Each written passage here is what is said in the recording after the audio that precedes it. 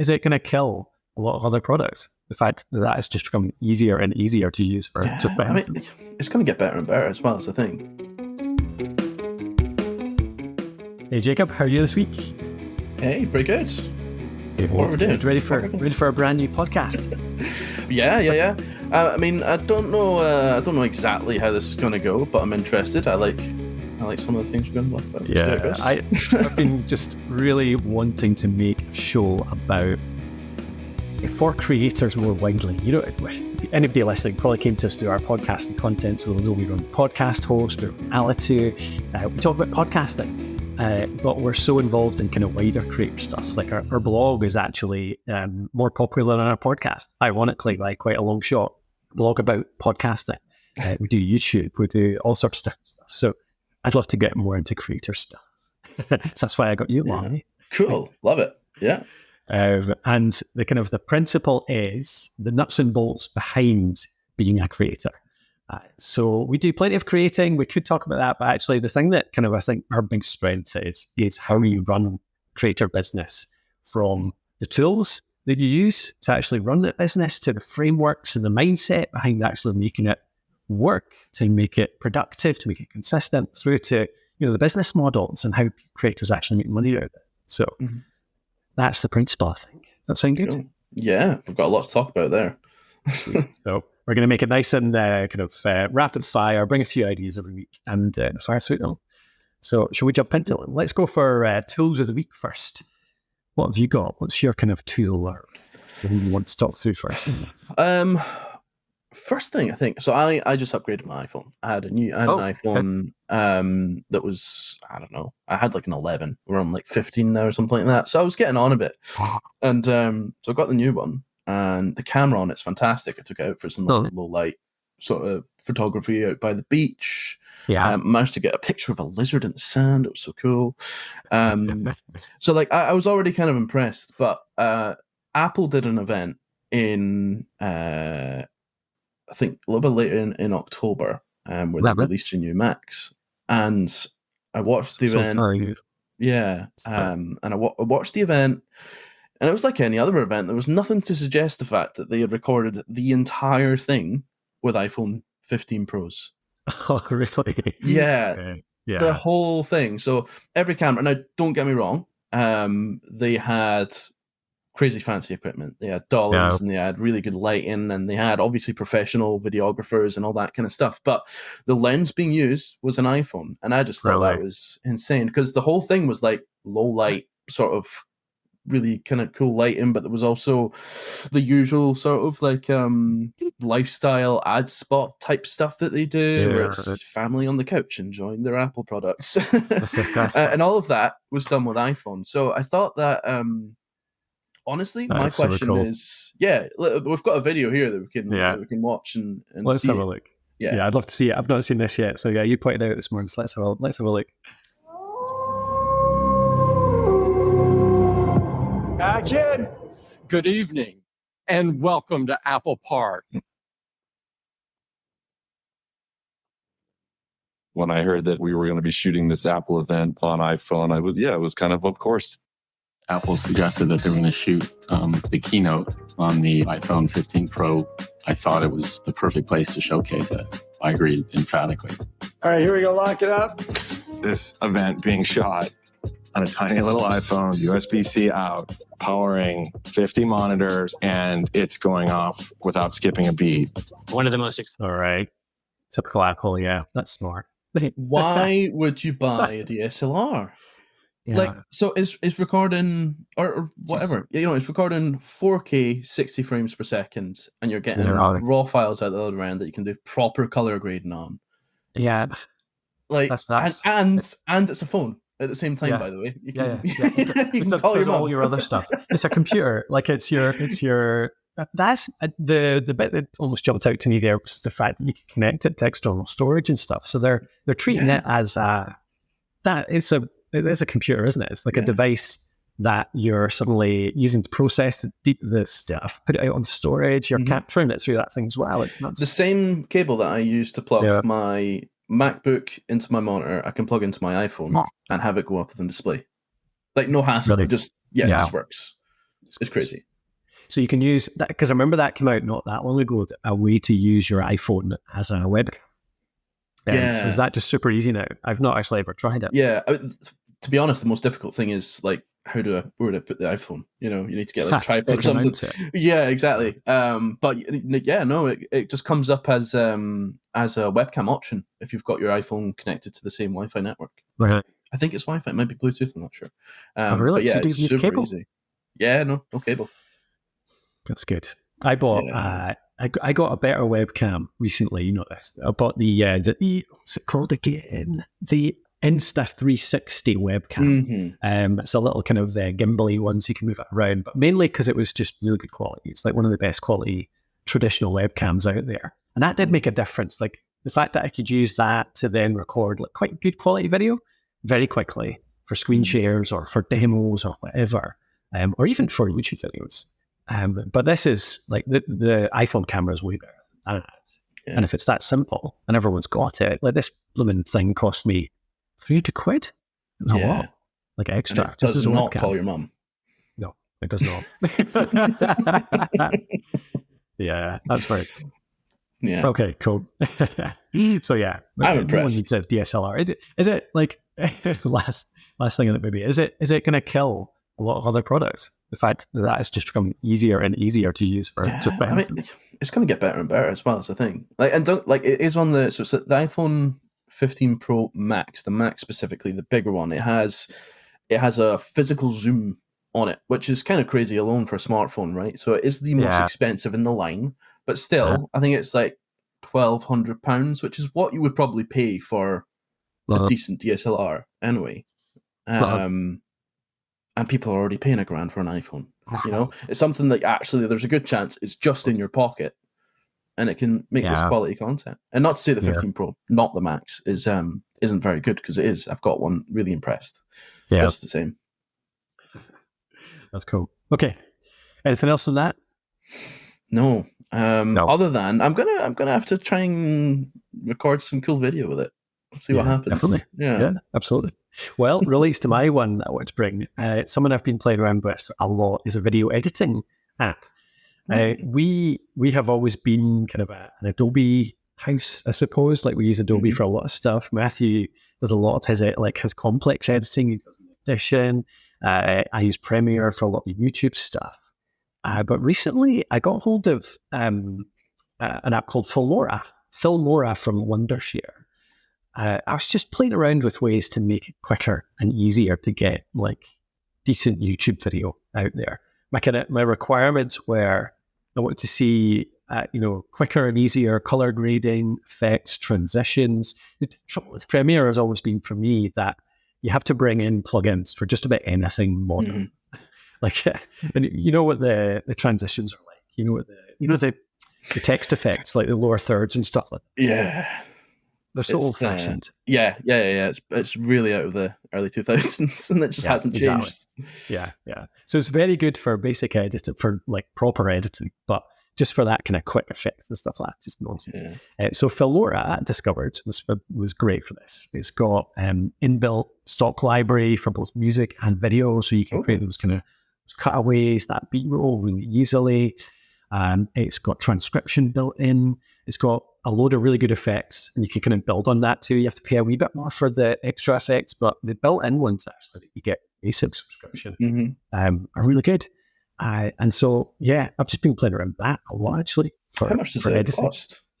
It's only, now, what is it again? It's $69 a month for $69 a year for the normal app, or a $99 one-off purchase.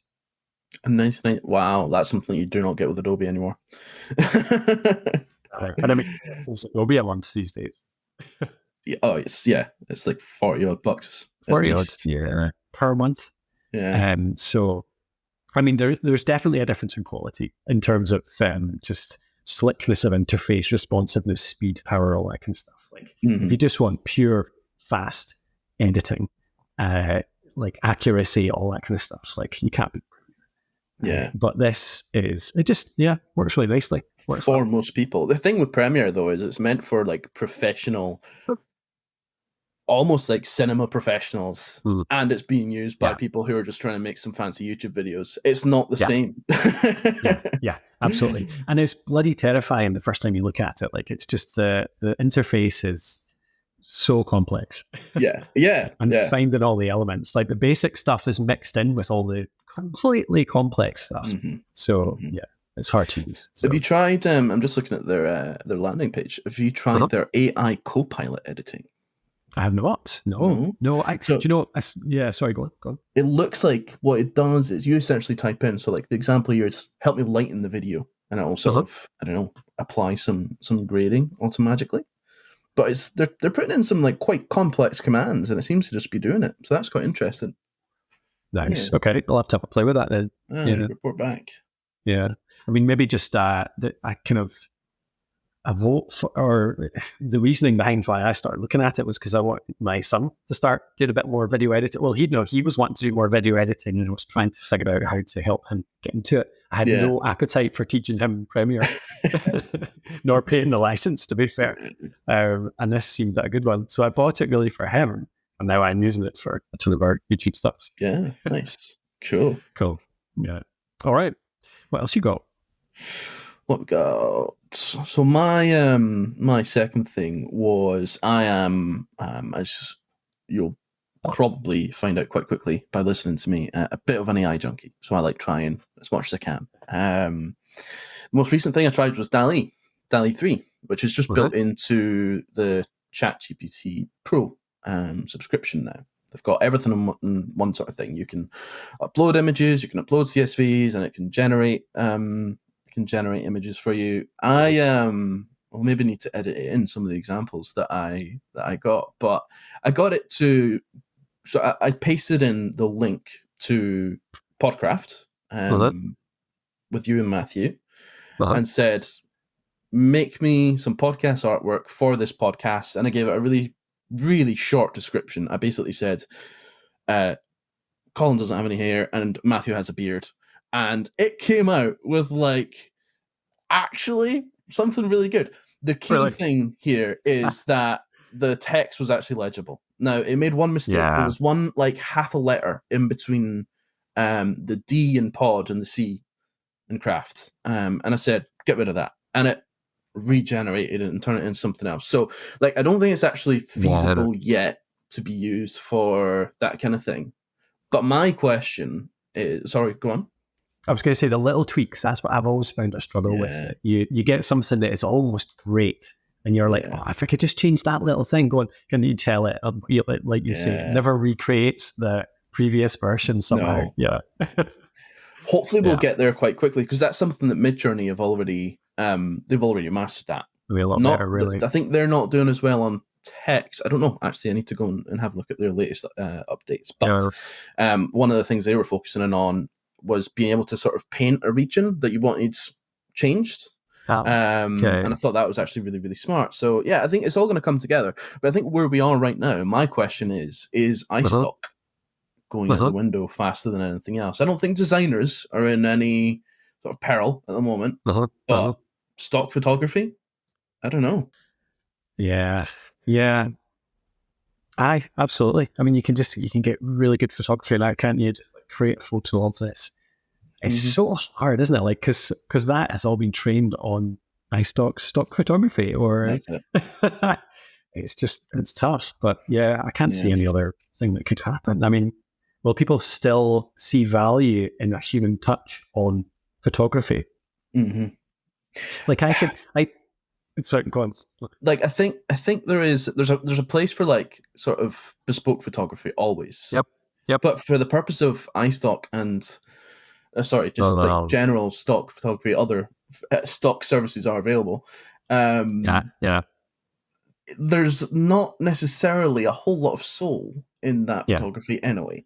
Absolutely, it's always generic by definition, really. Isn't it? So.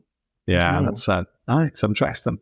Yeah, because it's absolutely right. Like, you will need photographers are not going anywhere anytime soon. We need photos of real things and real people and all that stuff. Yeah. But I don't know.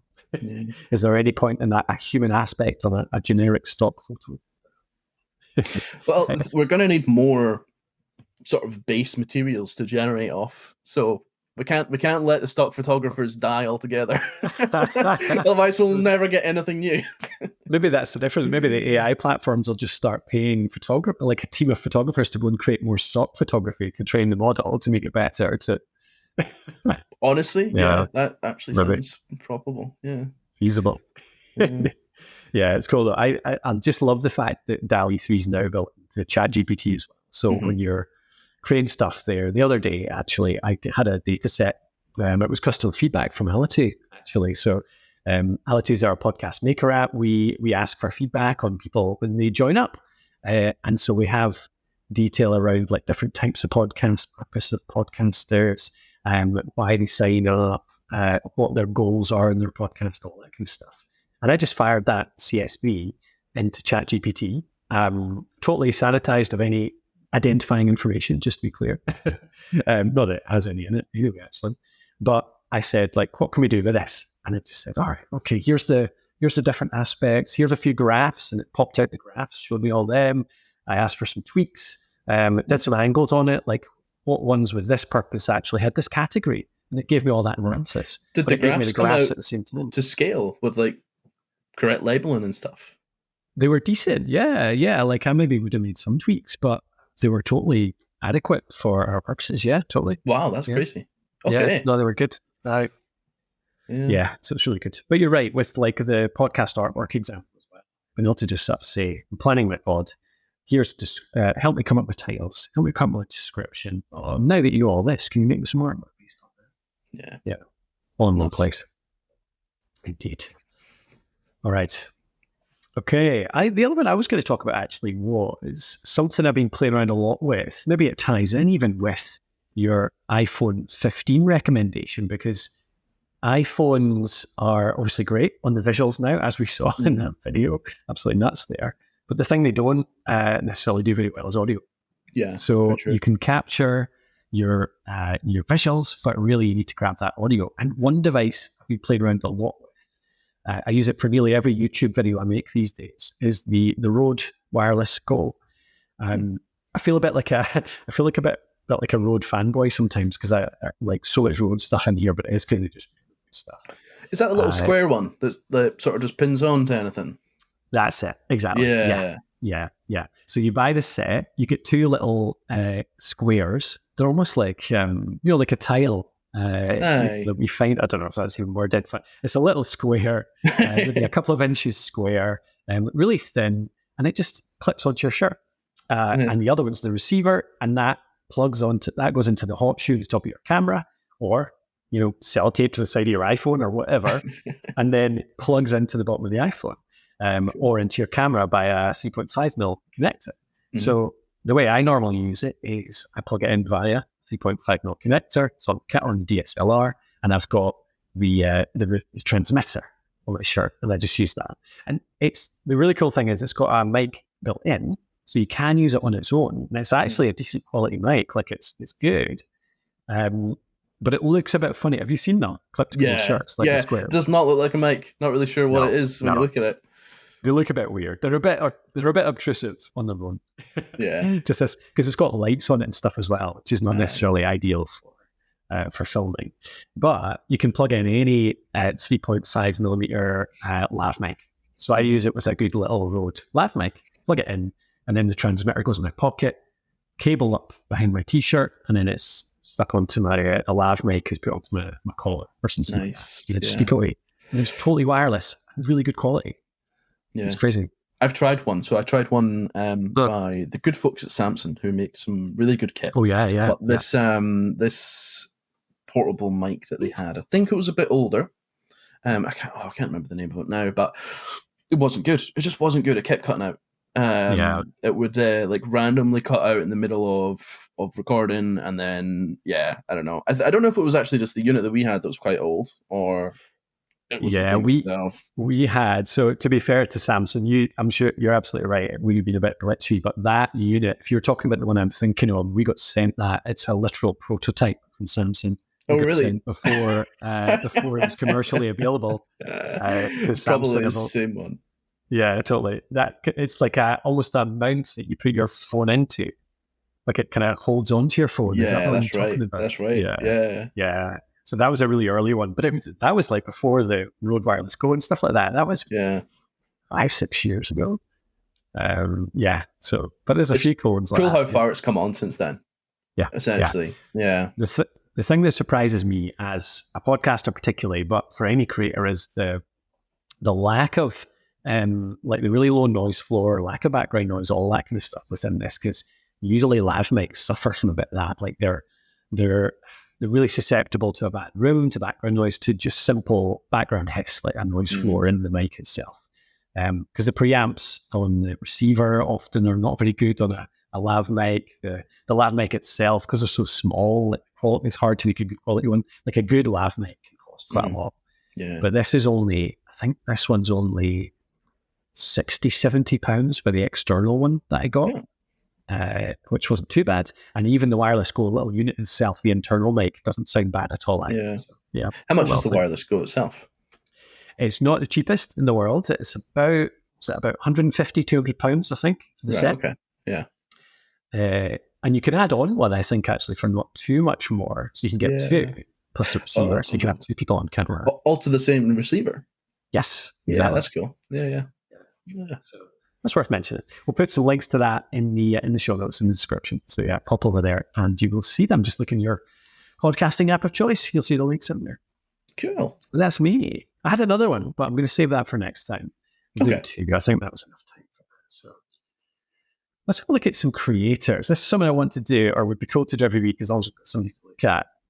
Just look at a creator that's doing something great, something interesting, whether it's the tools they're using, whether it's the kind of frameworks they're following, whether it's some of their workflow, the way they create their videos, or their business model, even something like that.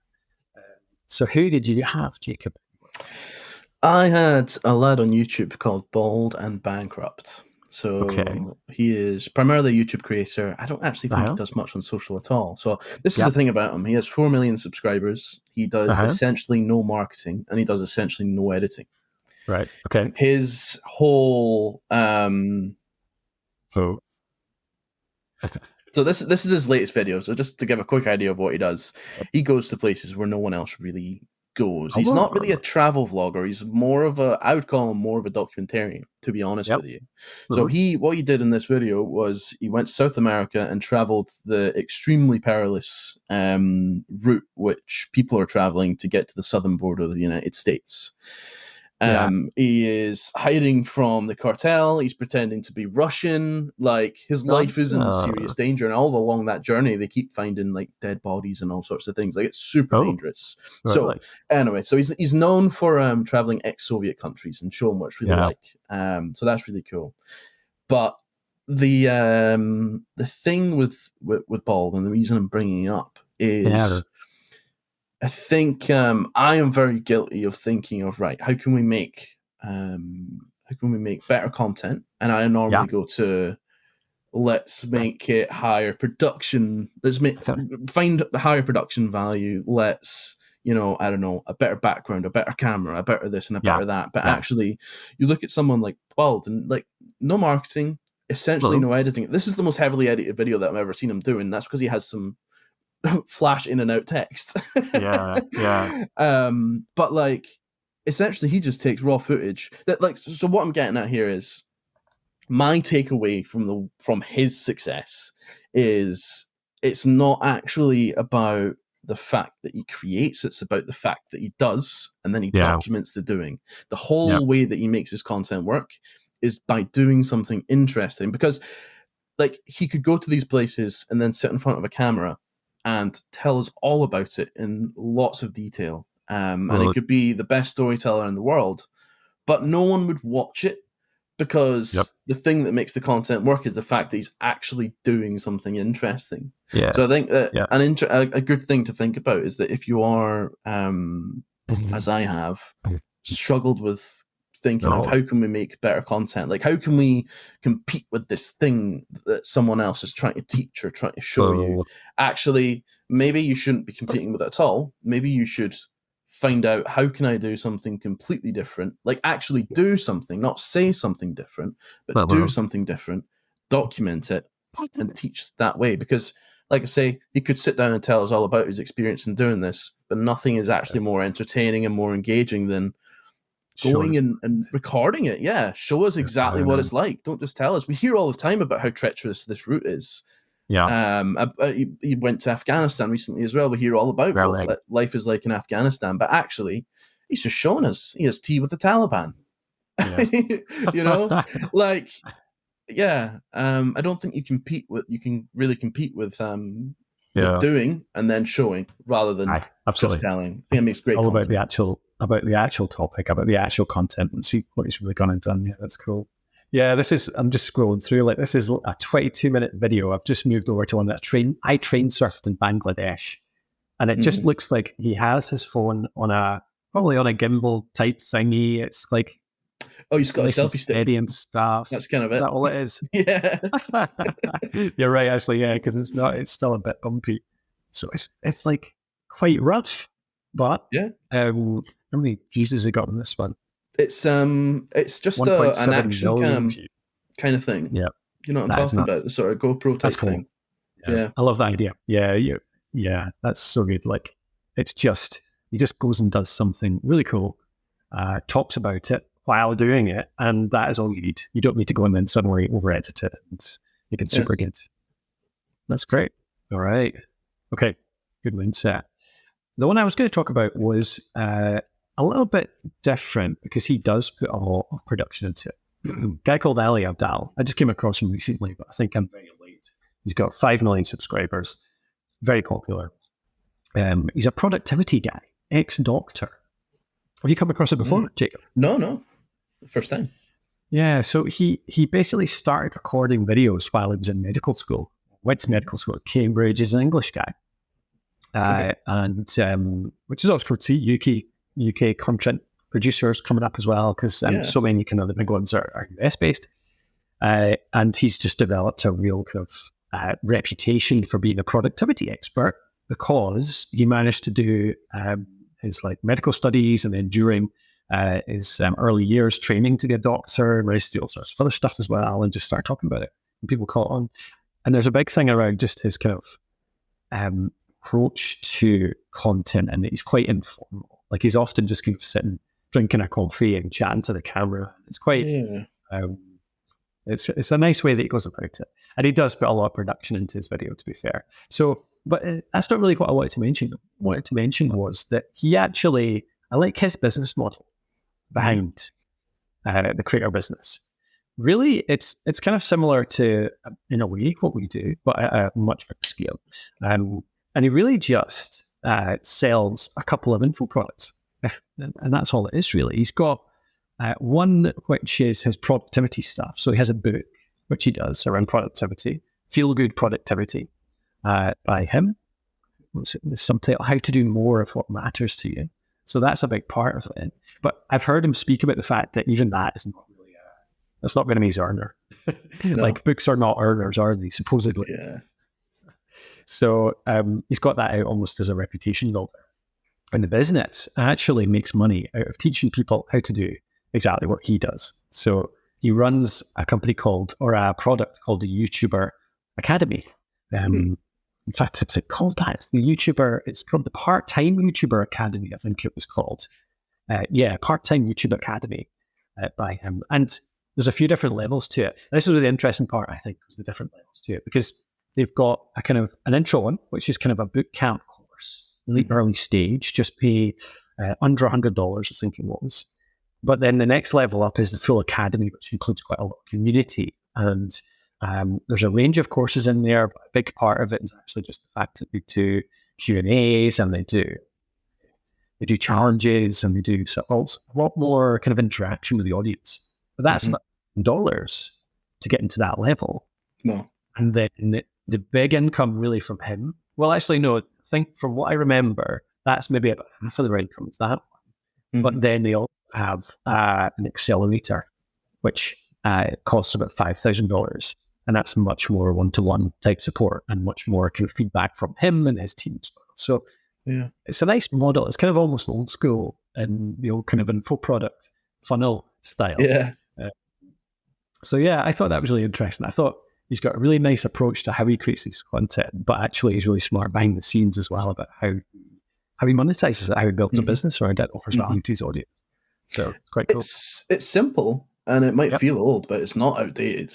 It works. It's essentially, I mean, you cannot go wrong with solving a problem for the people who are watching your free content, you know, in a more constructive way, in a more premium way, in a more helpful way. Yeah, no, I like it. Yeah, I like it a lot. Is the Academy a one-time $900? Is that a one-time cost, or is that like an annual thing? Yes, I believe so. I think the Academy actually, well, I did a quick check. I think the Academy itself was just a one-off thing. No, one-time payment. Yeah. Whoop. Yeah, the Academy itself is just a one-time payment. But I think the smart thing is, basically he's doubled his income. Like he was on, have you come across Colin and Samir? No. So they are a pair who talk to creators. They do creator content, basically. And they interviewed him on one of their shows. Right. And the fact that his business now is about sort of 4 to 5 million a year. Wow. In pounds as well. Yeah. Usually we take like 30% off the numbers we hear because it's always in dollars. Yeah. But that's in pounds. And half of that is basically he doubled his business's income by introducing this kind of higher level tier, this really high level coaching, because half of the income for the whole business is that program. So if he was only offering the Academy, the kind of mass offering, I suppose, it would only be making half the number. So it was committing to giving more support, more in-depth kind of involvement with his community. That really doubled the income of the business. Yeah, it might seem like quite a scary thing to get into as well, though, because it's a lot of like, I don't know. Up until that point, everything probably feels fairly automated, sort of hands off. But then that's like your personal time that you're promising to people, isn't it? Yeah. Much more recommended. Clearly, quite worth it. And it's not like you don't have to resign your life away to doing that. You know, it depends on what your goals are, but you could do that for 2 or 3 years, and maybe that's enough for you. Well, funny you say that, because he talked on that episode about the fact that they were going to cut that back. Yeah. So they've run it for 2 or 3 years. They ran it the first year and it like really boosted their income. So they ran it for another couple of years. But he has said, I think basically the undertone is that, I mean, you've got a 4 million a year business that is sort of, was it 40, 50% profit margins? So he's banking like 2 million profit on the last couple of years. And he said in that interview, like, it's a big commitment. It was really fun, but he's kind of pulling that back to get back to just creating content because he's got enough money in the bank now to not have to do it. I think that's pretty understandable. yeah. But I think it's worth noting though, he had to go through doing, well, he didn't have to, but that was one route to get to that stage of freedom, to go through that process of running that funnel for a couple of years at least. Yeah. And most of us are not in a position where we can kind of turn down that type of incomes. Yeah. But yeah, I think he's a really interesting case though. He seems really humble and honest and open and stuff. So he's an interesting follow. For sure. All right. Okay. Let's move on then. I want to finish up. Yeah, let's do a little what did we rate last week and what's coming up this week. Just a wee update on what we're actually doing as creators as well. I think that's worth doing every week. Although if you are genuinely out there listening, we'd love to hear some feedback on what parts of this you do like, and what parts you think could cut back or are less interesting. So do get in touch and let us know. I'll put a contact method in the outro, so listen on to the end. You can find out how to get in touch. But yeah, what have you been doing this week? Well, we have been not so much creating, more migrating this week, for me at least. So A necessary evil in all creator businesses is the occasional need to migrate all of your emails somewhere. Actually, do you know what? It's not even necessary. We made a mistake, and I argued for said mistake, so I'm now paying the price. We moved to a really big and complicated email marketing platform called HubSpot. Loads of things in there. And I think there was a lot of assumptions of ways that we could use it. And like, long story short, really what we need for us, for what we want, for what makes us happy, for the size of our business, like, we don't need that. We don't want that. It doesn't actually help make any more money, and it certainly didn't bring us any joy.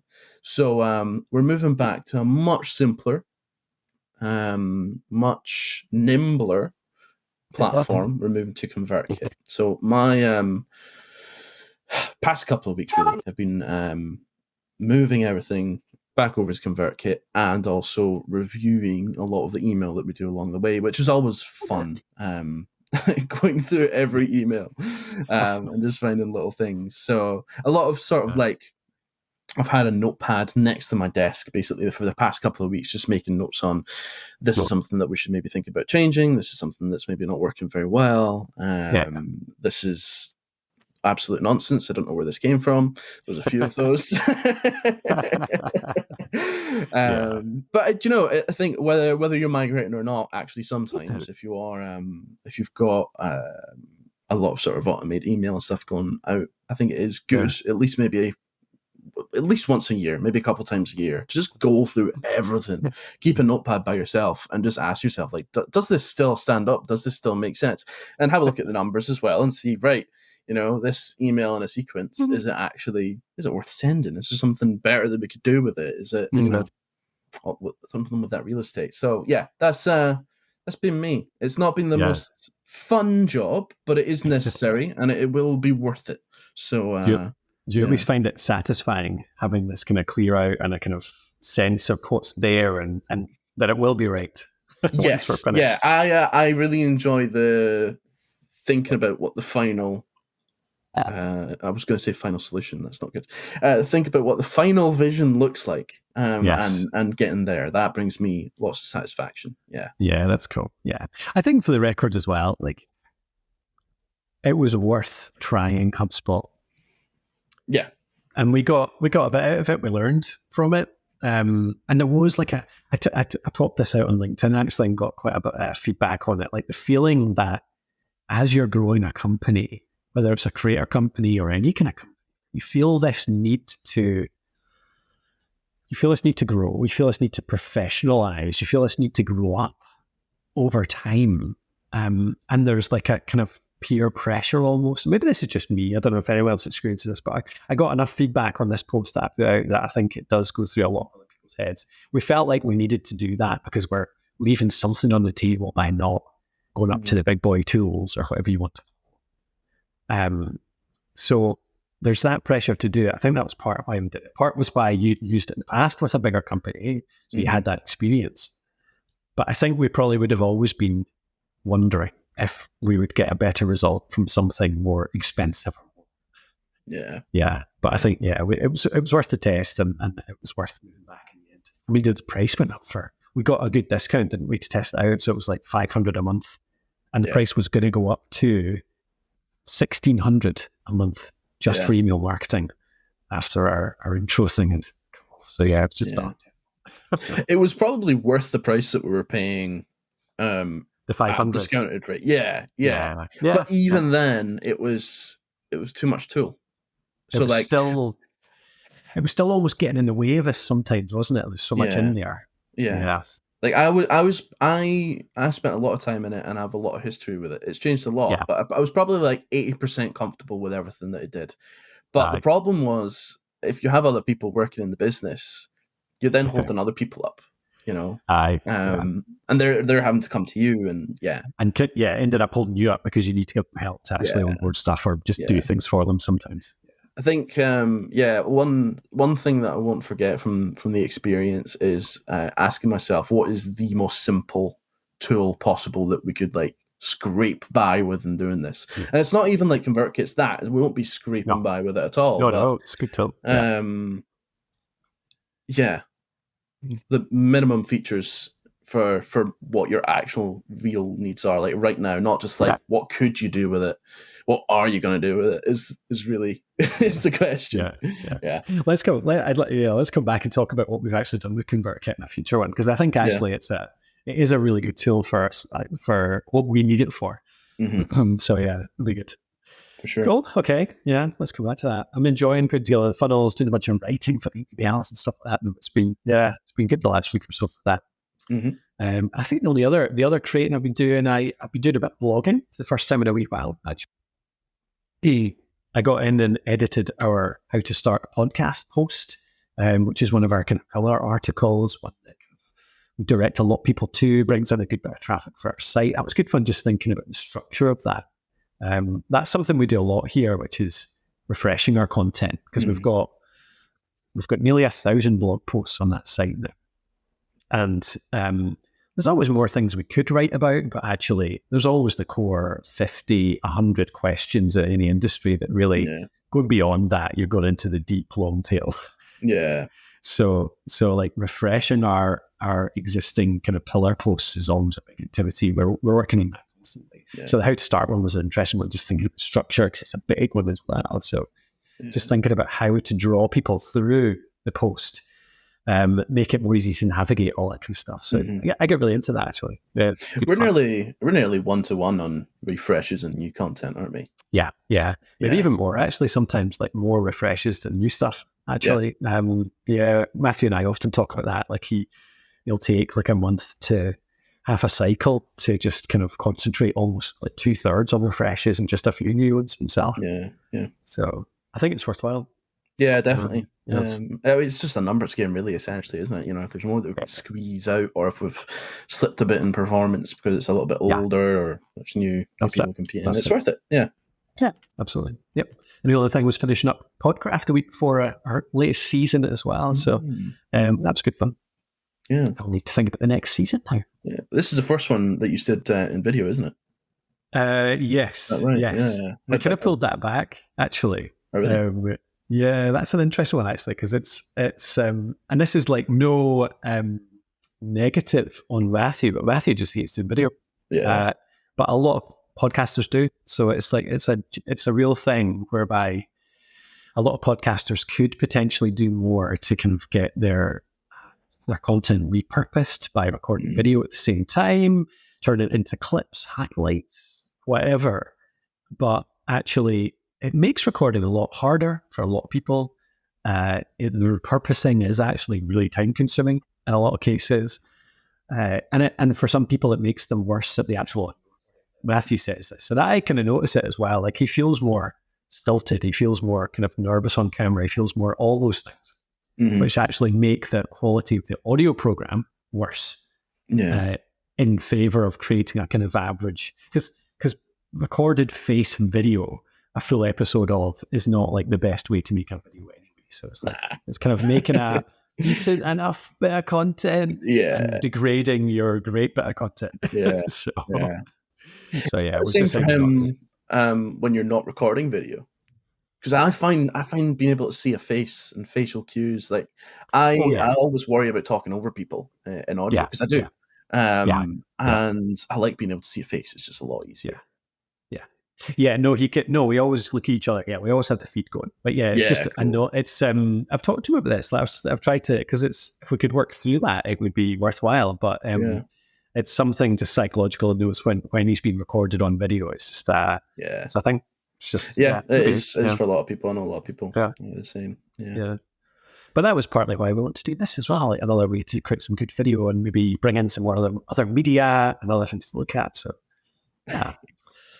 Alrighty, let's tie things up then. Just a quick last one on what we are making this week then, our future plans. I think that's always worthwhile finishing up on.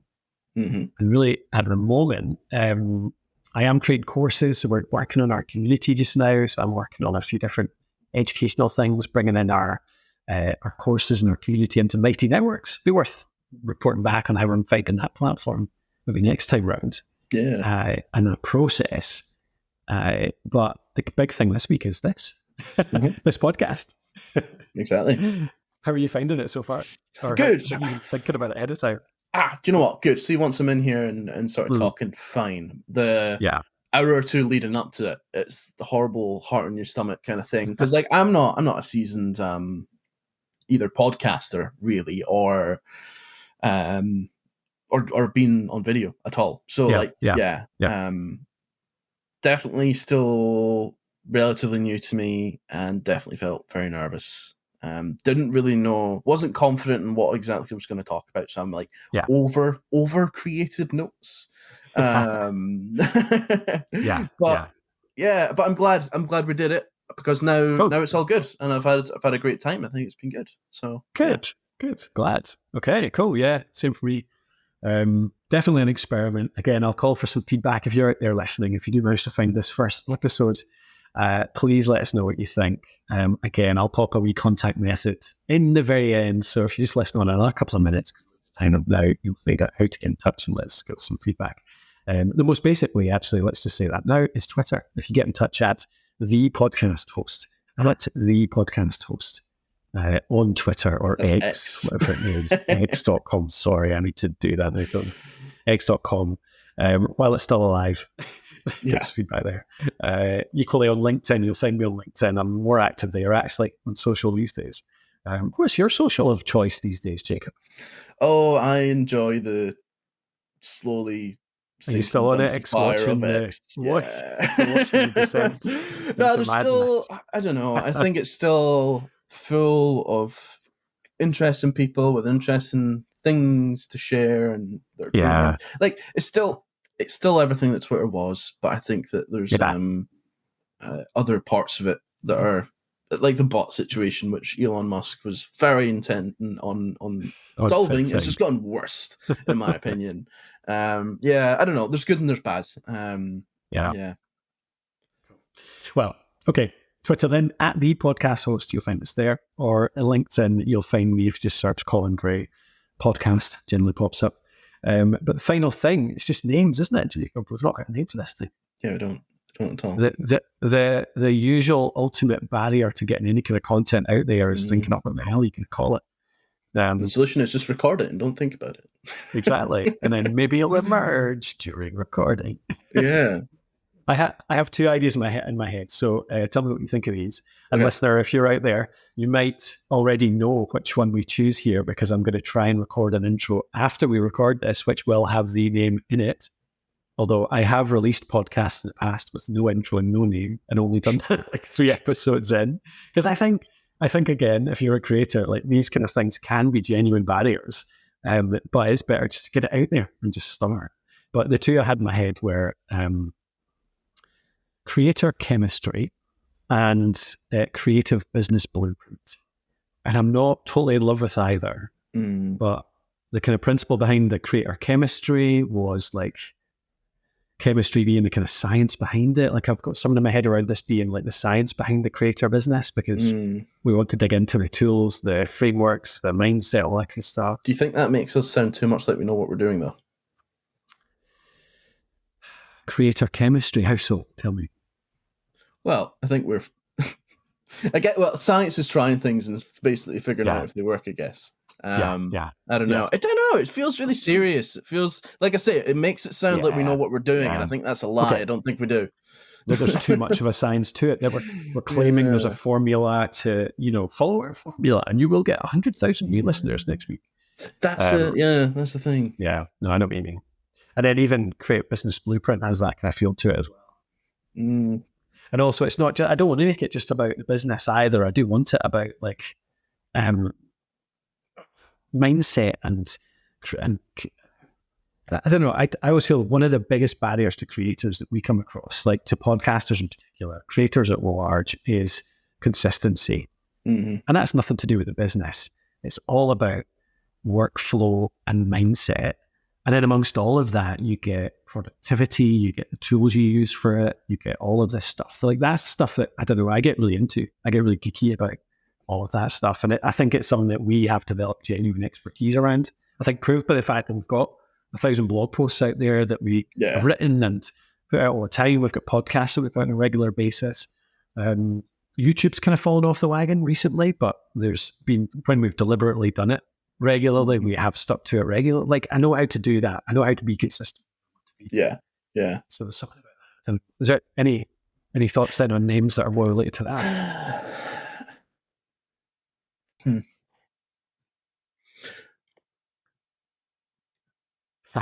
Well, no, I tell you what, I quite like because like basically half of this has been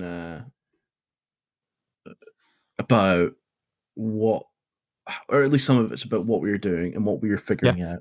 So it's like, I don't know, something around like figure it out as we figure it out. That's not a name, obviously, but like, I don't know, figuring out, creating, or like, I don't know, something that's a little bit more like, I don't know. I think there's a lot of content out there promising to solve everyone's problems. And maybe a way to be different is to admit that we probably don't have the answer, but we will share what we know. Because we do have all this experience, and like we have done things. Look at all of our cool things that we've done. I don't know. So I don't know. I don't have a good suggestion right now, but I will think. No, cool. It's hard to come up with a good name on the spot, so that's cool. We'll come up with that afterwards. But yeah, I like that. It's something around.